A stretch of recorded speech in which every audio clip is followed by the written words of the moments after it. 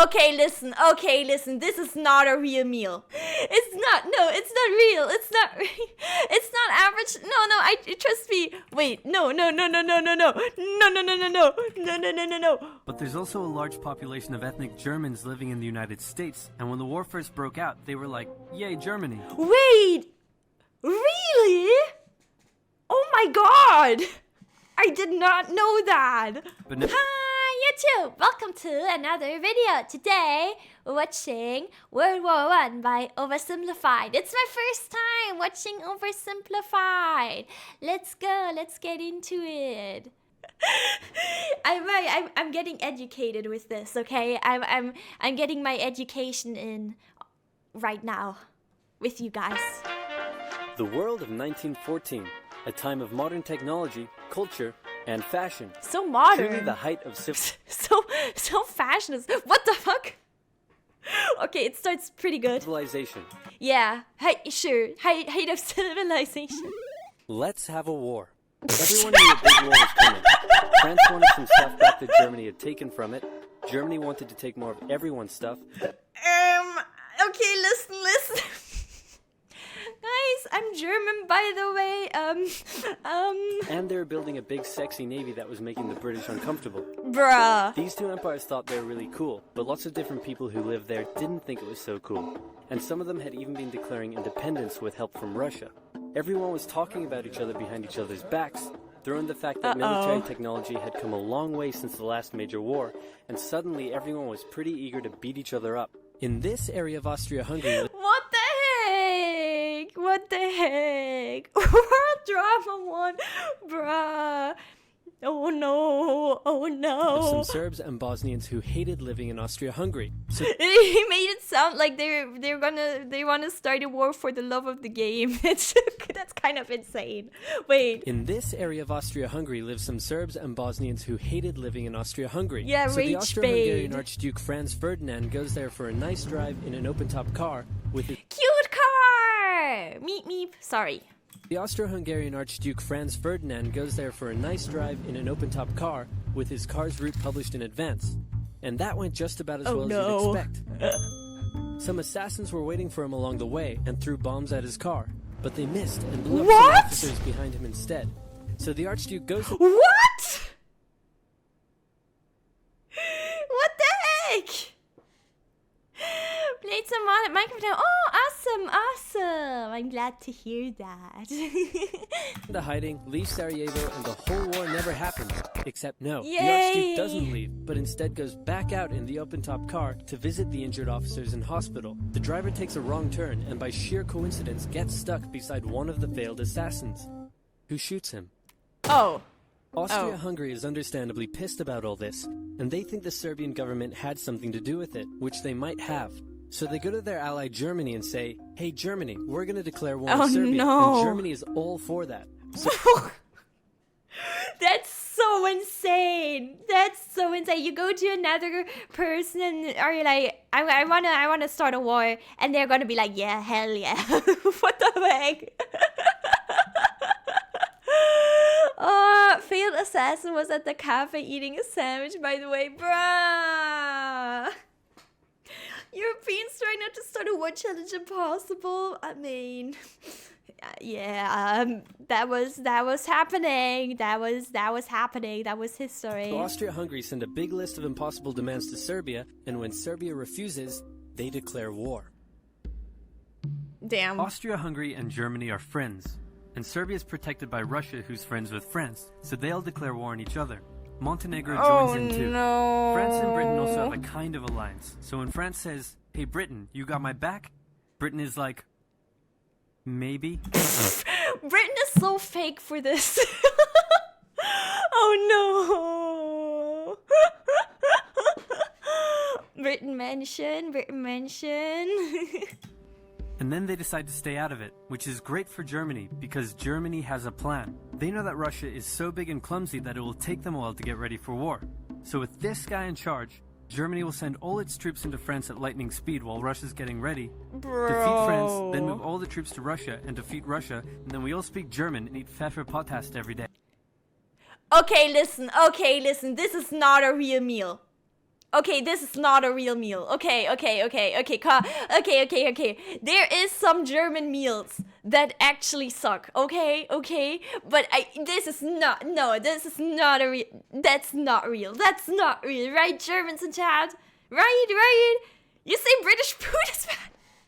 It's not. No, it's not real. It's not. It's not average. No. Trust me. Wait. No. Oh my god, it is real. Okay, it is real. Apparently it is a real food, but he picked the worst picture. Okay, come on, please. It's not. That looks so fucking bad. It's just some pickles. As a professional food reviewer, aka Kitchen Nightmares reactor, this looks very bad.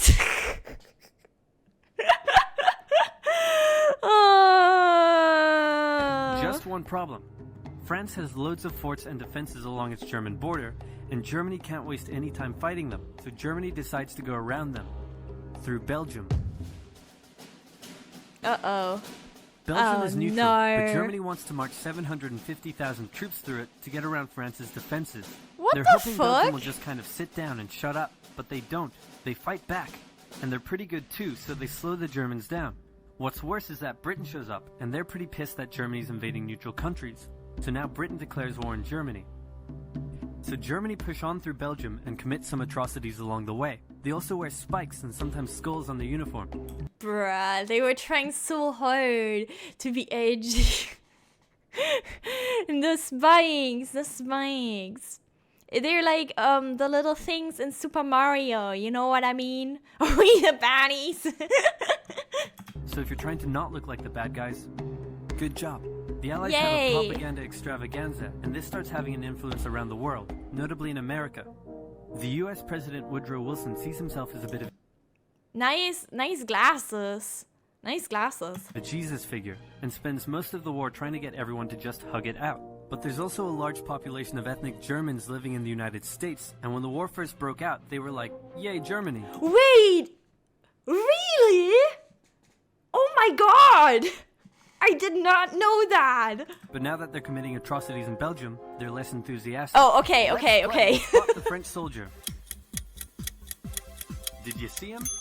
Easy, right? He's wearing a bright blue uniform with red trousers. And do you know who else spotted him easily too? The Germans. I like their drip though. I like their drip, to be honest. I think that's a bit, I don't know. I like the drip. Oh. Uniform Yeah, with lots of Germans in the US, right? Yeah. red trousers. And do you know who else spotted him easily too? But also, red trousers are not a good idea, I guess. The Germans. So when the French were slowly marching in columns through the countryside, the Germans easily tore them to shreds with their giant guns. All the nations involved in this war went in with an old school war mentality, and all of them had to update their uniforms and tactics a lot during the Great War. No helmet, no boots, red trousers. Why were they? Okay, listen. I can appreciate the style, France. Okay, I can appreciate the style, but you know, it's not a very practical choice, I guess. To have the brightest colors on Earth as part of your uniform. Because this war was going to be like nothing anyone had ever seen before. Russia's ready for war, and way earlier than expected. Hey, Austria-Hungary, can you get on top of that? Oh yeah, sure, we've got this. Nope. So Germany has to send some troops back to the east to defend against the Russians. The chief of staff of the Austro-Hungarian army is this guy, and although he is handsome, he turns out not to be the best military strategist. Oh, Austria-Hungary no. constantly ignores Germany's advice, and then comes running back to Germany whenever they get in trouble. Bruh. Austria It's like your friend who keeps getting into toxic relationships. Hungary even gets its ass kicked by tiny Serbia, who repels all their invasion attempts at the start of the war. It's better news for Germany in the north, though, where they almost completely wipe out the Russian Second Army. Back on the Western Front, the Germans continue advancing and are in sight of Paris. At this point, anyone would be forgiven for thinking the Germans were going to get that quick victory after all. But then things start to go wrong. The French commander-in-chief knew something had to be done, and he ordered his armies to stop retreating. In the resulting battle, a gap opened up in the German lines. If a gap opens up, the enemy can use it to flank you from the side and behind, so the German armies have to retreat. The Allies launch a counterattack, so the Germans dig into defensive positions. The Allies do the same. Then both sides move north, trying to outflank each other along the way.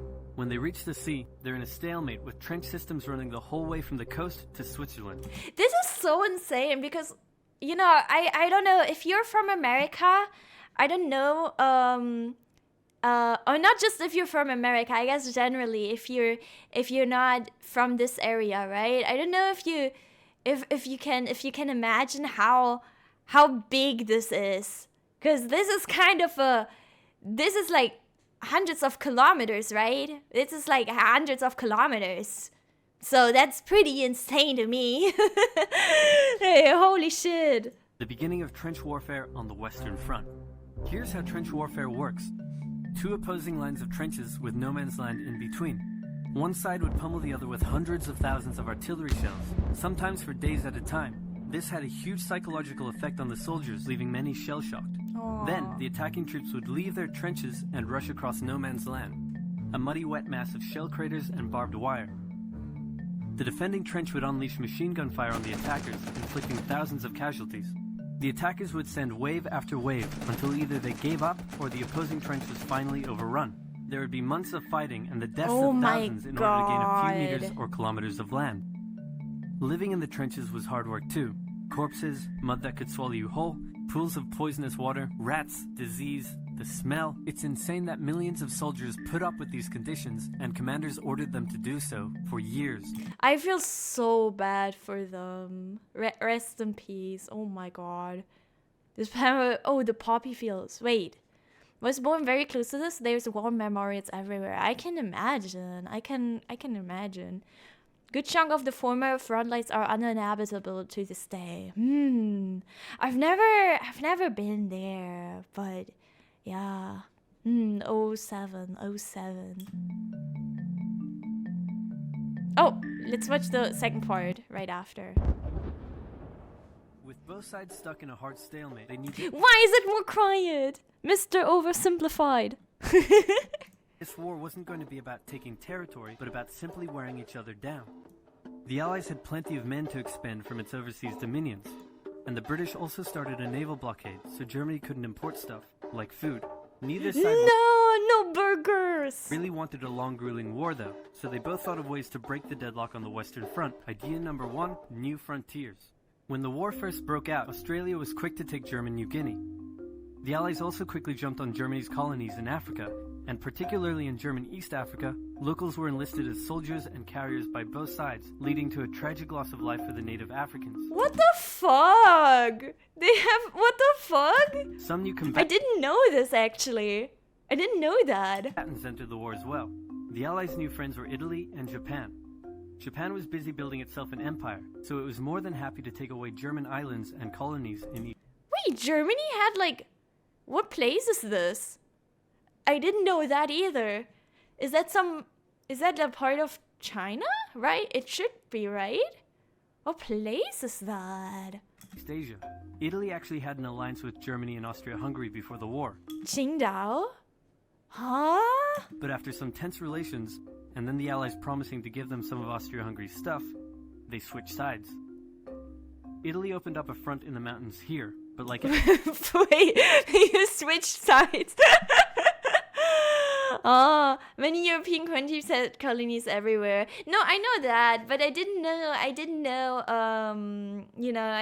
they would make them also go to war for them. Everyone else, they were stuck in stalemate for most of the war. The Central Powers' new friend was a struggling empire in the Middle East. The Ottomans... The Ottoman were divided on whether to actually join the war or not, since they had been exhausted by the recent Balkan Wars. Some of the politicians who did want to join went off on their own and fired some shells at Russia. And they What? What do you mean they went off on their own? came back and said, whoops, looks like we're at war now. The Ottoman entry into the war was of particular concern to the British, since the Middle East was full of oil, and Britain wanted all of that oil. First, Of the course. Ottomans tried to attack Russia in the Caucasus Mountains, but they weren't prepared for the cold, and many of them froze to death. Then they crossed miles of desert to take the Suez Canal from the British, but that failed too. Then the Allies tried to take the Dardanelles at Gallipoli in a long and hard trench warfare campaign, but that also failed. The Ottomans blamed their initial losses on the ethnic Armenians living within Ottoman territory, and the resulting Armenian genocide led to the deaths of 1.5 million people. Then the Germans sent spies into Afghanistan to try to convince the Arab tribes there to rise up in jihad against the British and attack India. But that plan failed, partly because the spies got bored, brewed their own alcohol, and got drunk. What? German moment. German moment. Okay. What the fuck? Oh, come on.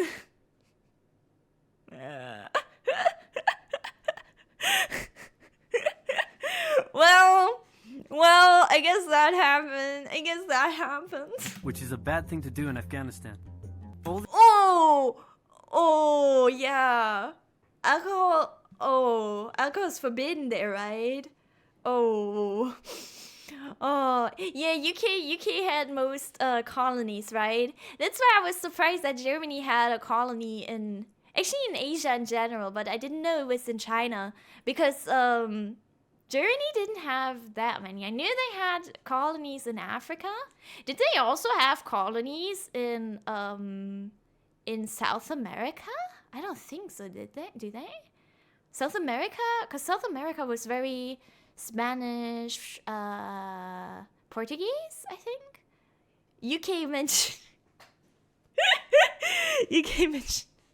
German trying to go 10 minutes without beer challenge. So true, so true. These new frontiers hadn't done much to change the war. Aware that the Allies had more men and supplies than them, the Germans knew they had to do something to break the stalemate. Before the war, there was a big conference that set out the rules of modern warfare. No chemical weapons, no killing civilians. Basically, don't be jerks. The Germans held a meeting and decided to be jerks. Bruh! Come on! Why did you have to do this? Come on! Zeppelin air raids commenced over British cities. They also started attacking the Allied trenches with chlorine gas, and they used submarines to sink civilian ships. One such civilian ship was the Lusitania, which had 159 Americans on board when it was sunk, further swaying US opinion against the Germans. Not to be completely unfair to the Germans, the Allies also engaged in chemical warfare soon after, and they had been hiding anti-submarine weapons on their civilian ships, which let the Germans justify their attacks. Meanwhile, Austria-Hungary... Oh my god. Well, you know, yeah. still hadn't dealt with Serbia. They had ventures into like Colombia before unification. Okay, interesting. By their attacks. Meanwhile, Austria-Hungary still hadn't dealt with Serbia, so the Central Powers enlisted some help. Bulgaria wished it was bigger and was still bitter about losing the Second Balkan War. The Central Powers promised to make all of Bulgaria's wildest dreams come true if they helped, so they signed on, and together they knocked out Serbia. The Serbian troops retreated through Albania, which was neutral but had some ties to Austria-Hungary. So Austria-Hungary entered Albania in a friendly invasion to chase down the Serbians, many of whom escaped by sea. It's 1916, and a lot is happening. As if they didn't have enough enemies already, Germany added one more to the list. Portugal had been getting a bit chummy with the Allies behind the scenes, and Germany didn't like that one bit. Wait, I didn't know Germany had a war with Portugal as well. What the fuck? Around the same time, the only sea battle of the war happened. Both sides had a new powerful class of battleship. Also, can we talk about Switzerland just being in the middle of all of this? And they've been neutral this whole time, dude. Did Fishy already say Hungary mentioned? No, I think Fishy's not here, but yeah, Hungary mentioned, UK mentioned. Yeah, lots of countries mentioned. Switzerland is neutral. That's why they called it a world war. I mean, yeah, of course, but I still find it kind of insane that Switzerland, they're in the middle of all of this, bruh. Around the same Good luck climbing that mountain. True, actually. time, the only sea battle of the war happened. Both sides had a new powerful class of battleships called dreadnoughts, but they were so expensive to build that neither side wanted to risk losing them in a battle, so they kept them in port, except for one time when they had a big fight and a bunch of them got damaged, so they didn't try that again. The UK started conscripting men to the army, so they had plenty of reserves, which is just as well because the Western Front was about to get brutal. The longest and one of the bloodiest battles of the war started when the Germans launched an attack around the French city of Verdun. The French defended it desperately, leading to hundreds of thousands of casualties. Under pressure, the French called on its allies to do something to draw the Germans' attention away, so the British started their own long and brutal fight, the Battle of the Somme, with 60,000 British casualties on just the first day. It was also here that the British first used one crazy brand new piece of sci-fi technology. The Russians had been getting pushed back further and further into their own territory, but in response to the French call for help, they began a huge offensive, and did really well until they ran out of supplies and got stuck. Seeing how well the Russians had been doing, Romania decided now would be a great time to jump in and win the war. And then they got pounded. Oh, the Greeks were fighting amongst themselves about whether to join the war or they would lose thousands of men to gain a few meters. Yeah, right? That's so insane. I don't know. Yeah, war is bad, guys. By the way. Did you know that? Did you know that, guys? That war is bad. not. The king liked the Central Powers, while the Prime Minister wanted to join the Allies. After a brief national schism, during which the country split into two... I'm so controversial, right? I'm so controversial. wanted to join the Allies. After a brief national schism, during which the country split into two, the king finally abdicated and the country reunited. With Allied help, they began a new offensive. In the Middle East, Russia was pushing into Ottoman territory from the north.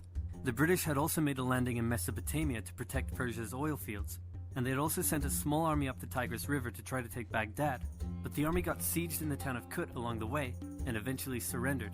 A new offensive was launched from the south with all-out desert warfare. The offensive was aided by one famous British officer, better known as Lawrence of Arabia, who helped lead the Arab tribes in a revolt that wreaked havoc on the Ottoman supply lines. By the time 1917 rolled around, everyone was exhausted. There were mutinies in the French army, the German populace was starving, and the war had drained all of Russia's supplies. There was no clear winner, and it was still anyone's war. The only question now was, who was going to break first? And the answer was Russia. Tired of not eating, and mad that a crazy magic homeless guy was calling some of the shots, there was an uprising in Petrograd complete with riots and strikes. The riots turned into a full-scale revolution, and a new government... Wait, that's where the song is from? Rah, rah, Rasputin, rah, rah, Russian team. Is that where the song is from? The guy that made it? I guess he didn't make it, but is that what it is? Yes? Oh my god. It's the guy from the song, guys. Overthrew the Tsar. Then a few months later, the Bolsheviks overthrew the new government. Song came much later, okay. I see. Revolution, and a new government overthrew the Tsar. Then a few months later, the Bolsheviks overthrew the new government. Damn! And they pulled Russia out of the war. This was great news for Germany, who now only had to focus on the Western Front. But there was still one problem. The pesky United States of America was looking increasingly like it was going to join the war. America had been selling supplies to the Allies throughout the war, and was getting super rich off the back of it, meaning it... Whoa! Sang by Germans. Wait, was it actually a German song? That's so silly. Stories about he slept with the Russian queen? Oh my god! It was in fantastic shape and was dangerous to the Germans. So Germany sent a telegram to Mexico saying, wouldn't it be crazy cool if you guys attacked America? But the British intercepted the message, showed it to the Americans, and that was the final straw. American troops began shipping out to Europe. Oh my god. This was terrible news for Germany, and they knew their only hope now was to force France and the UK to surrender before the fresh American troops arrived. It was now or never, so they started one final attack. They converged their troops and hit hard at the Somme and pushed the Allies back. They hit a second time further north, then again. Oh my god! Belgium, oh no, poor Belgium! And again. With each hit, the Belgium almost disappeared. What the heck? Germans were spending more and more resources, while the... Wait, look into how they killed Rasputin. They thought he was a wizard? Also, wait, The Rasputin lore goes deep. What the heck?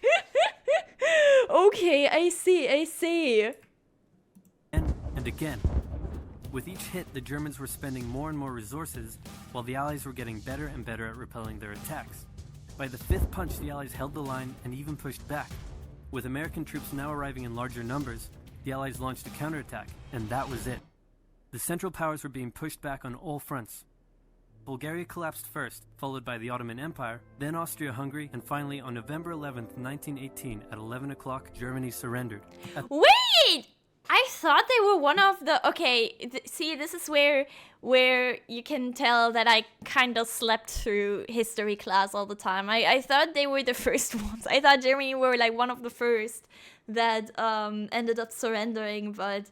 Okay, I see. The peace treaty, Germany was forced to reduce its military, accept war guilt, and pay the bill for the war. Germany should be ashamed. I mean, yeah. After indescribable suffering and millions dead, the world learnt its lesson and never had such an awful war again. For about 20 years. Yeah, I was gonna say, World War II happened. Damn. Yeah. Oh no. World War II. Well, guys, I hope you enjoyed the video. I'm gonna see you in the next one. If you have any suggestions, write them down in the comments. And if you enjoy, like and subscribe. Subscribe to Oversimplified if you haven't yet. And also, oh shit, I'll see you in the next one. Bye YouTube. Bye bye.